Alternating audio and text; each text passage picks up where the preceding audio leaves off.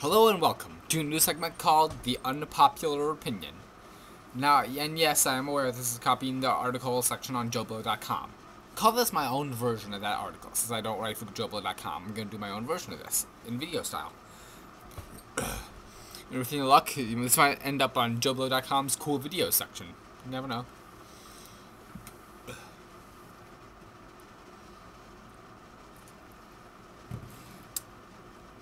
So on The Unpopular Opinion, we take a look at a movie that people either liked or hated, and we give you the unpopular opinion. And y'all know what I'm going to start off on, Transformers Revenge of the Fallen. I'm going to tell you why this movie rocks. Why it rocks is that it's a good action, fun, awesome summer action movie. And it's got spectacular action scenes. It's got some of the coolest stuff you've ever seen, like the big forest fight with some of the most epic action you've ever seen in your life, like the stuff in Egypt or in Shanghai where they ripped through the overpass.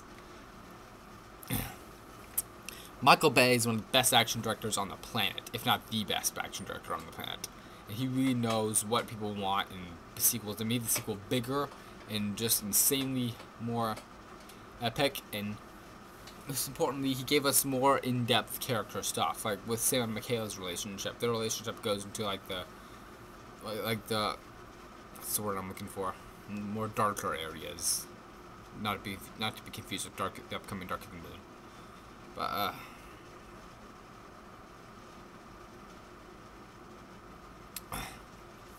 what I really love about movies like this and sequels is what I like to call the now what factor. Is where you got the first movie, and there's a big event that happens in the whole first movie, and then the sequel asks the question, now what? And like in some movies, like the now what factor is handled with like whatever, they like go somewhere, or like they do go on another big adventure, or how they like dealt with the events of the first movie.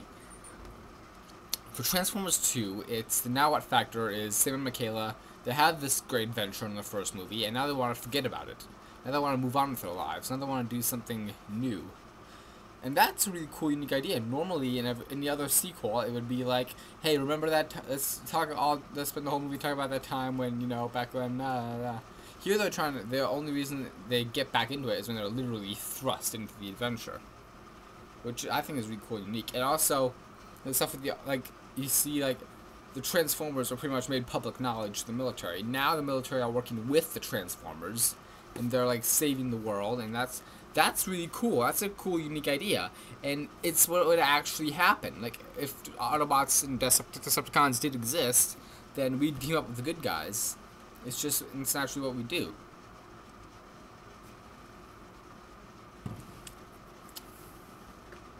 And, there are so many things I like about this movie. And yeah, there would be that douchebag from the military who would be like saying, yeah, you guys suck. You're bringing the Decepticons to Earth, and we gotta get rid of you. We gotta it's just fine without you. Like that guy. That would happen, okay? That's very realistic for a movie about transforming robots from outer space, and that's what I love about it. And I can see why people wouldn't like this movie. Everyone keeps calling the twin robots racist.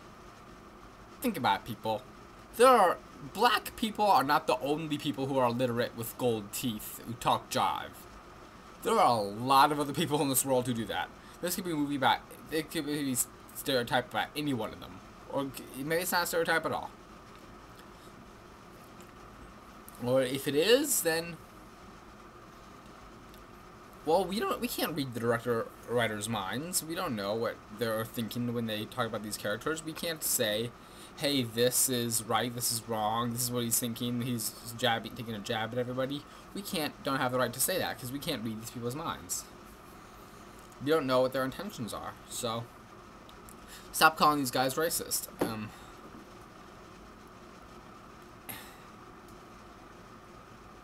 And plus, this movie took a lot of big risks for like a summer blockbuster. They killed off Optimus Prime, one of the biggest heroes in cinematic history. One of the hero kids looked up to the most, and you killed him off. That deserves its own little award or whatever. You got real guts if you want to do that. That's a good message to send to kids. That sometimes not everyone makes it through an action movie. I mean, the first movie did that with The Death of Jazz, and there are other action movies that have done that in the past. I don't totally know what I'll say. People call this the worst movie of 2009, and as I said before, there are far, far worse movies like New Moon. New Moon is beyond a doubt the worst movie of 2009. It's so bad. But it's just people say, "Oh, Transformers 2 is horrible. Nothing redeemable about it." People, like Sam said in the first Transformers movie, there's more than meets the eye. And there's probably more than meets the eye with this movie, and probably any other movies I'm going to talk about in this show. And, but I think the lesson I'm trying to teach is that probably don't jump to snap conclusions. Just, there are some movies that you need to take repeat viewings to appreciate, and maybe there are some cases that might be the case with this and might not. I mean, there are some points people have made that, like, yeah, I don't know why Michaela's white pants stayed dry that whole final battle, but anyway, let me know in the comments, what do you think of this movie? If you liked it, tell me why. If you hated it, tell me why. And maybe we'll get a good debate going. Because, no, everyone is entitled to their own opinion, and mine is the unpopular one. Friends 227 out.